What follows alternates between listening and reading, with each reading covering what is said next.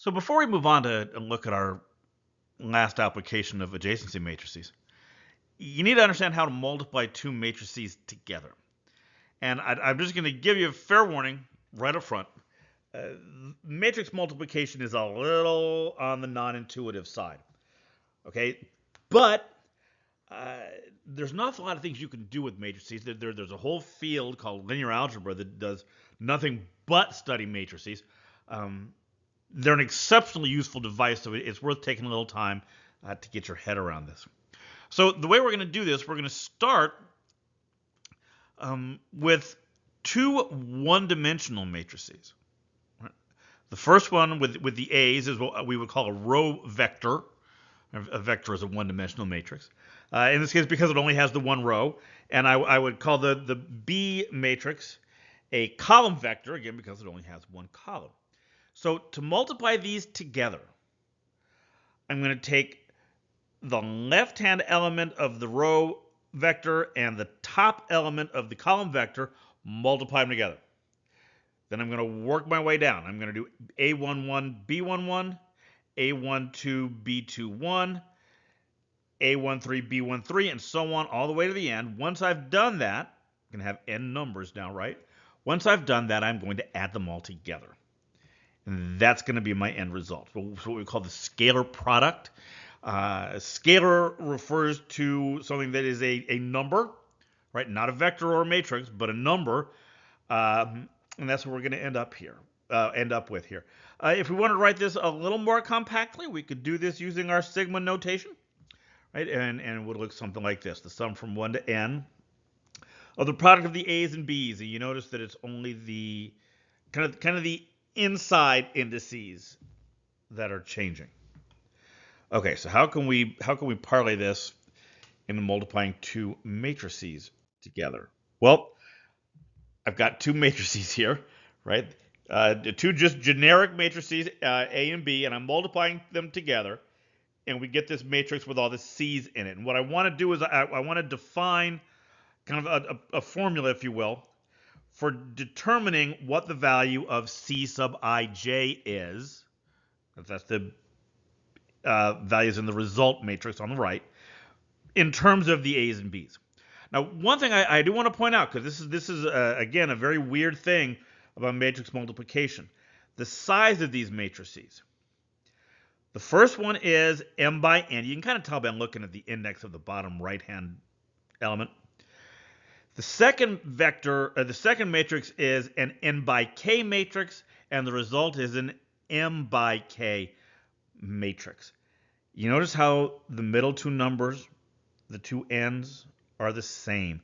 That is a requirement. Another one of the kind of weird things about matrix multiplication is if you pick two random matrices, you are not always going to be able to multiply them together. Matrix multiplication is only defined for two matrices where the number of columns of the left-hand one matches the number of columns of the right-hand one. Okay, so how do we define these C's here? Well, the way we do that, to find the value of C sub ij, we find the scalar product of the ith row of the first column of the first matrix and the jth column of the second matrix. Okay, I know that you may be scratching your head over that, right? And that's fine. This is another one of those situations where I think it's clearer if we walk through an example. Right. So I have two matrices here, and I want to multiply them together. And the first thing I really want to point out to you is, because this is literally the first thing I do anytime I have a matrix multiplication problem. I look at the dimensions. I have a 2 by 3 times a 3 by 2. I've got those two matching 3's in the middle. Awesome. That's the requirement. All right, so I can, in fact, multiply these two together. So what I'm going to do, the way I do this, I'm going to kind of go in a row-centric approach. I'm going to take the first row and the first column and find their scalar product. All right, so to do that, I do 1 times -1, 2 times -2, 3 times -3. Add those values together, we get negative 9. That goes in the first position in my result. Okay, now I stick with the row, right? I'm going to stick with the first row, and I'm going to switch to the second column. If I find the scalar product of these two, 1 times negative 4, 2 times negative 5, 3 times negative 6, add those up, we get negative 32. And again, right, you see in my head, I'm very focused on rows, right?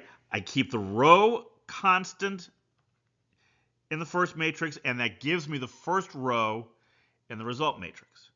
Okay, well, now I've exhausted all the columns, right? So now I'm going to switch, and I'm going to look at the second row and the first column. We find their scalar product. That's also negative 32. So that goes in the row 2, column 1 position. I'm going to fill in the next row in my result. And finally, I'm going to do the scalar product of the second row and the second column. That comes out to negative 77. Now I have my final result. Right? That gives me the matrix that is the product of these two original ones.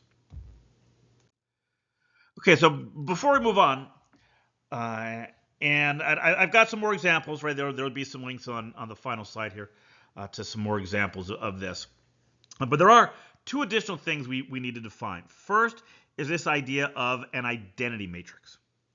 Right? An identity matrix is a square matrix, they only come in a square version, where all the values along the main diagonal are 1, and the values in every other entry are 0.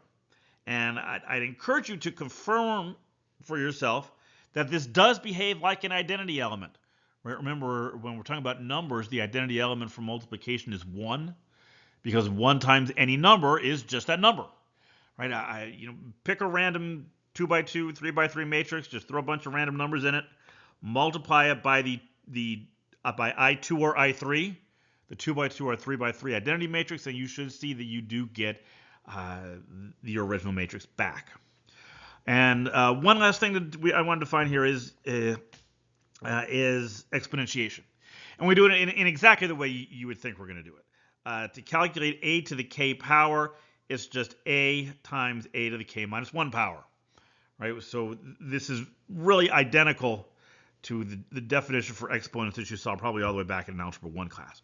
Right? A to the 5th ultimately is equal to 5 a's multiplied together. Okay, so like I said, I've got some examples here if you want to get a little more practice in with this multiplication business. Our next lecture, right, what we're going to look at next is a way that we can use these adjacency matrices to do a really cool kind of thing. We're going to talk about how we can look at an adjacency matrix and use it to determine how many walks of length k there are between any two vertices in the graph.